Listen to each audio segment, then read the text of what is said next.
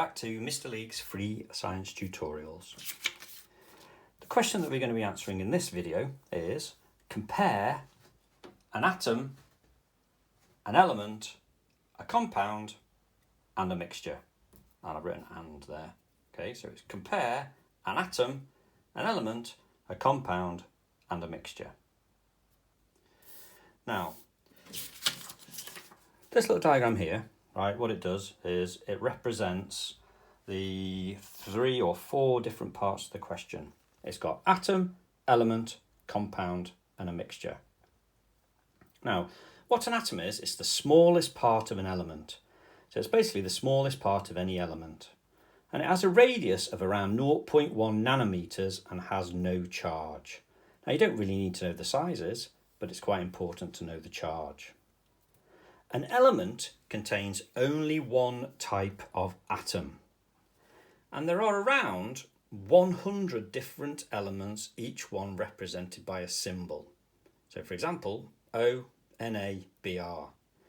That is your periodic table. So you look at your periodic table, every single one of those symbols on there is an element.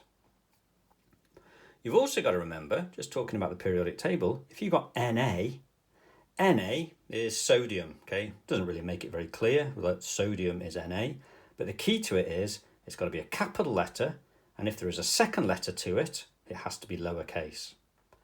So if I had Br, that's bromine. If it was capital B and capital R, it'll be B element and R element. So it makes a massive difference when you're actually doing this. And also, if you write down little n, little a, you'll also get it wrong in your exam. A compound and a mixture are then very, very important that you know the difference between them. A compound is 2 or more elements chemically combined, right? So that basically means that you've got one element, another element, they've reacted and they stuck together and you can't get them apart. They just won't come apart. Compounds can only be separated into elements by chemical reactions. So when my 2 elements there are clamped together as a compound, I'd have to put a lot of energy in or do a chemical reaction to break them apart.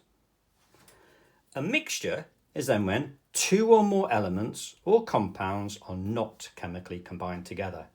So what that'd be? That'd be my hands kind of flat against each other or one hand on top of the other. And what then can happen is they can be separated by a physical process. So what I can do is I can just pull them apart. A good example of this is iron and sulfur. Iron is your metal. Sulfur is like a yellowy powder. If they're in a compound, what would happen is the iron and the sulfur would react together, they would become chemically combined and they would become iron sulfide. Iron sulfide is very difficult to break apart. It's very difficult to break back into iron and sulfur. A mixture of iron and sulfur basically means that you've got a bit of iron powder, you've got a bit of sulfur powder, which is then yellow, mix it all together and it kind of makes a mucky, yellowy, brown colour.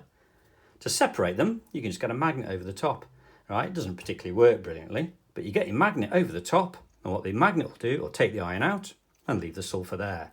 So it's where they can be separated by a physical process. Now, just to answer back the question, compare an atom, an element, a compound, and a mixture. To answer the question, an atom is the smallest part of an element that can exist, and it has no charge. An element contains only one type of atom, and there are around 100 different elements, each one represented by a symbol, e.g. O, Na, Br, on the periodic table. A compound is 2 or more elements chemically combined. Compounds can only be separated into elements by chemical reactions. A mixture is 2 or more elements or compounds not chemically combined together, and they can be separated by a physical process. So, looking back at the question, compare an atom and an element. Now, the key to it, and the most important ones that are ever asked about, are a compound and a mixture. A compound is chemically combined, a mixture is not chemically combined. Thank you for listening. Welcome back to Mr. Leek's Free Science Tutorials. In this video, we're going to be talking about how each element has two numbers associated with it. What are they called and what do they mean? This is basically saying that if you look at your periodic table, right, that you have in your class or wherever it is, what it'll have two numbers. Either one above and one below, or two directly underneath. And basically, what it does is it looks like this. This is then Li lithium. Now remember from a previous video, right? Li, two letters, capital L, little I. Never ever ever make the mistake of little l, little I, or big L, big I, because that is then basically wrong. It's got a number there and a number there. What you need to do is you need to understand what those two numbers mean and what are they called. Okay, so the mass number is the big number. Now, what you've actually got in an element itself is you've got P, N and E. I always remember it as Preston North End. All right, not that I'm a Preston North End fan, but it is Preston North End. P is for protons, N is for neutrons, E is for electrons. And the key to it is that a proton is usually called or said to have a mass of 1. Now, it's 1 is an arbitrary unit, it's just something to compare things against. A neutron is the same weight. It also has a mass of 1. An electron is incredibly light, right? Often called negligible, right? It's very, very small. The mass number is the sum of the protons and neutrons in the nucleus. So basically, that 7 there tells you how many protons and how many neutrons there are. But you don't know, there could be 7 neutrons and no protons, or there could be 6 neutrons and 1 proton. You don't really know. The number at the bottom is the atomic number, or sometimes it is called the proton number. So the atomic number is the number of protons in the atom. Then, amazingly, the number of protons and the number of electrons are exactly the same. They're positives, they're negatives. So you always have to have the same number of protons and the same number of electrons.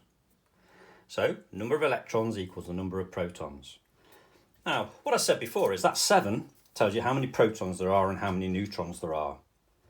Okay, now what you then need to be able to do, you need to be able to work out how many protons there are actually in lithium. Now, the way you do that, dead simple maths, is you do the mass number, take away the atomic number, 7 take away 3 gives you 4, which is the number of neutrons. So PNE, protons 3, electrons 3, neutrons 4, which is 7 take away 3. Now, to answer the question, each element has two numbers associated to it. What are they called and what do they mean? Lithium has a mass number, which is the top number, the 7, and it is the sum of the protons and neutrons in the nucleus. The atomic number is the number of protons in the atom, and the number of electrons and the number of protons are exactly the same. So that then explains each element has two numbers associated to it. What are they called and what do they mean? The mass number, the big number, atomic number, the small number. 3 is the number of protons, 3 the number of electrons, 7 is the number of neutrons, take away the number of protons, which then gives you your answer. Thank you.